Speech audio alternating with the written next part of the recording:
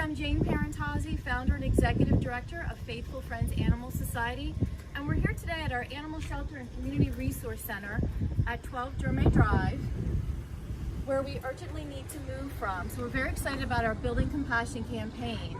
The reasons why we need to move are that this is a leased building that we made for animals, but it really isn't designed for animals or the volume of business that we have. And so you'll see when we go through the tour that it's crowded for the animals and the people. Our plumbing and HVAC systems are really old and they break down often. We also don't have enough parking here on Germain Drive. We have about 15 spots, and the new center will have 75 spots. So often employees, volunteers, and visitors are parking on the street, which isn't really that safe. And also the dogs have to be walked on Germain Drive, or they have to cross a major highway to get to the park.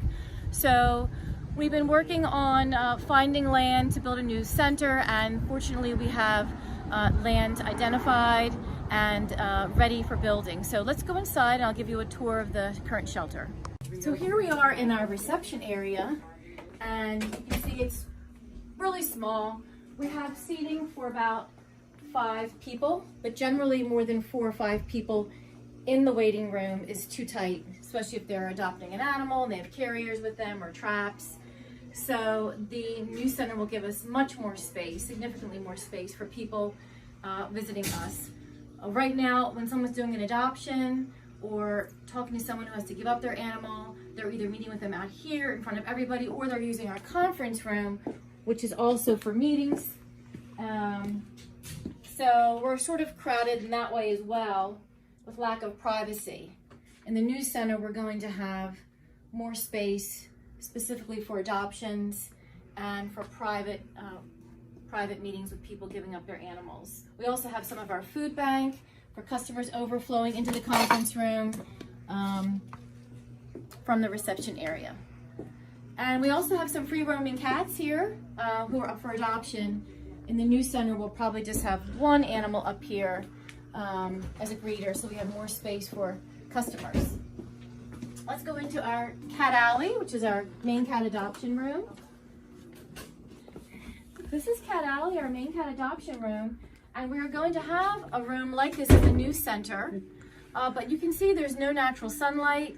In the new center, there'll be glass windows. It'll be more open for the cats and for visitors.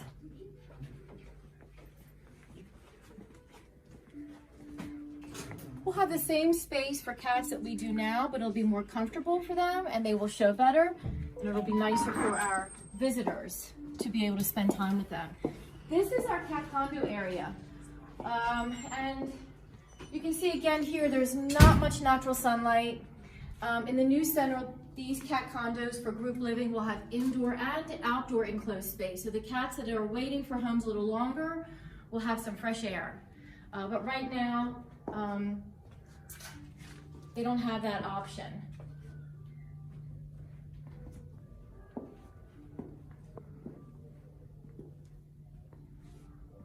Some of these rooms are for seniors or for special needs cats, and the new center will have that for them as well, again with more opportunity for them to be enriched with natural sunlight and fresh air.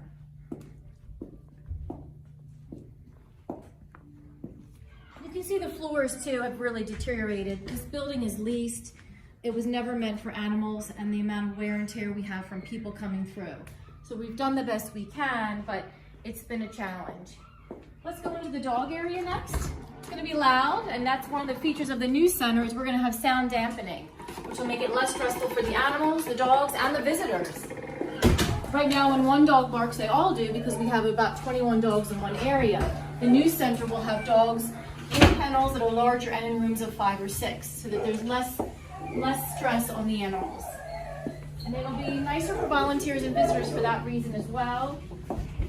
You can see we have drains here on the floor, and our kennels are up off the ground. In the new center, the kennels will be on the ground, and we'll have a clear door and bigger space for the dogs. Our small dog room right now is right off of the main large dog area. So when the dogs bark, it's really upsetting for the small dogs who tend to get very scared. So in the new center, the small dog room will be much more separated from the large dog area. They won't hear the large dogs barking, which will be much less stressful for them.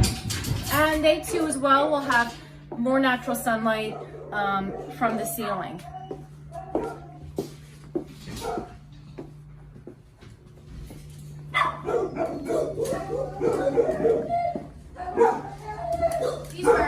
These are our meet and greet rooms, which you can see have taken a beating. Like I said, they weren't really made for an animal shelter. So the material that we'll be using in the new center will be much more animal proof and durable and last longer and look nicer for visitors.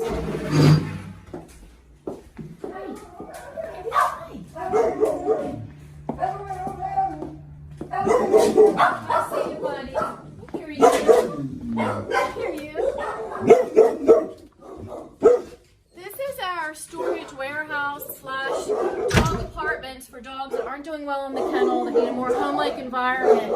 And some of these dogs are very people reactive while they're being worked with for rehabilitation. By midnight, we see you. In the new center, the dogs that are in apartments, whether it's there for behavior reasons or if they're there for just needing more quiet, they will have their own private yards that they can go in and out of all day long. It's going to be much nicer for them because if a dog is here for more than a year, they need that. I mean, they get out on walks, but they need that ability just to go outside and just sit and enjoy the fresh air. Also, again, because of that feature, they will get natural sunlight all day long if they choose to stay in their apartment. Just take a quick walk through here. You can see that the place has taken a little bit of a beating, and we're trying to make it work so we can get into the new center.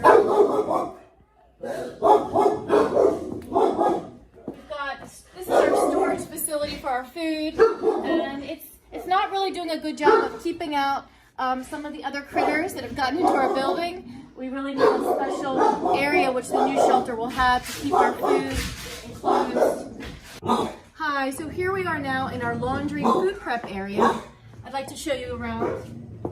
Right off of this area we have holding space for dogs. You can see the flooring has had to come up due to flooding from the plumbing issues we have. We've got some sweet babies in here though. And the laundry is always difficult to keep up with. We make sure our dogs and cats have fresh bedding. The dogs get it twice a day and the cats as needed. And we don't have enough industrial washer and dryer space. And the food prep area is here and also in the dog and cat area. So here's where we do dishes. So you can see it's a little rough in here. In the new center, we're going to have a separate food prep and laundry area for the cat department and the dog department right off of those living areas. And then right behind us is another dog sick holding space where you can also see the floors had to come up due to flooding, and it just looks a little rough. So we're really looking forward to the new facility for the laundry space as well. This is outside of our shelter near the dog department area, and right now we have some skinny runs for the dogs to run in a little bit or play, and a little bit of space back here, but we don't have any land for the dogs. The new property is going to be over 27 acres, of which 9 acres is usable. We're going to have at least a mile or more of walking trails to start.